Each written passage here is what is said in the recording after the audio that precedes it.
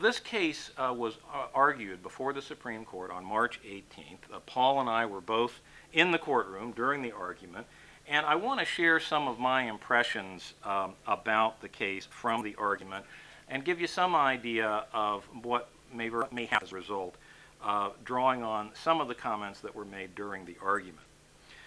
First of all, a few minutes into the oral argument, it became apparent that this consensus militia view of the Second Amendment might very well be in trouble. Walter Dellinger, a very distinguished Supreme Court advocate who was defending the district in this case, was giving his opening argument when Justice Anthony Kennedy, who most people acknowledge to be the swing vote in the case, became incredulous at the idea that the Second Amendment was about the militia.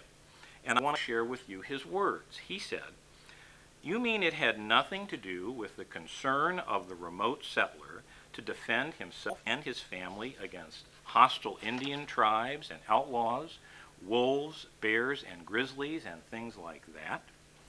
I'm going to refer to this as the wolves, bears, and grizzlies theory of the Second Amendment.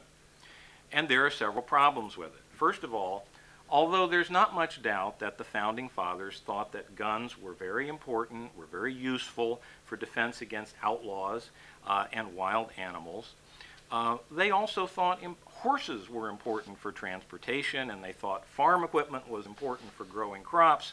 But the relevant question here is, did they guarantee a right to be armed so as to limit the power of our elected representatives to regulate guns? And in fact, there's really nothing in the legislative history of the Second Amendment that would support the outlaws, wolves, bears, and grizzlies theory. In fact, there were extensive gun controls existing at the time of the founding. Massachusetts had a statute barring the citizens of Boston from keeping loaded guns in the home. Well, second, if the Second Amendment were about self-defense against outlaws and wild animals, the framers made an odd choice of words. First of all, why in the world did they include all that language about the well-regulated militia and the security of a free state? And why did they include the phrase, "keep and bear arms"? Why didn't they simply say the right of the people to possess guns shall not be infringed?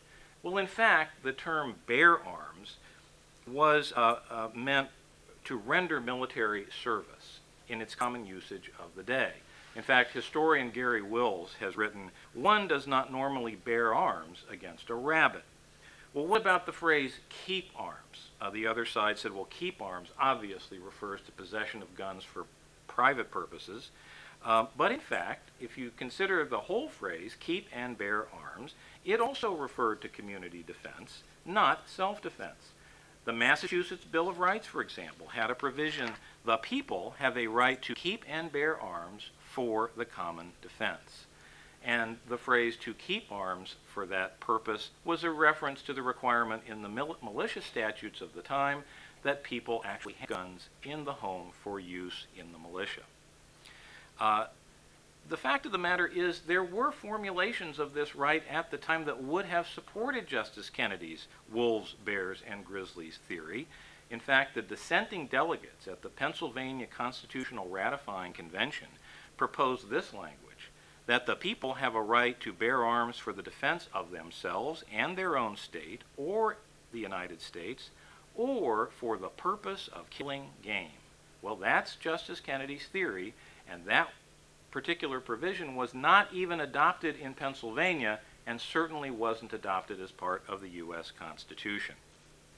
Finally, it's pretty clear that Justice Kennedy's theory is inconsistent with the Supreme Court's own ruling in Miller, but at one point in the argument, Kennedy just seemed to cast Miller aside with the words, "Well, I suggest Miller may be deficient." So much for judicial precedent, and another sign that the swing vote, Justice Kennedy, may be leaning towards that individual rights view.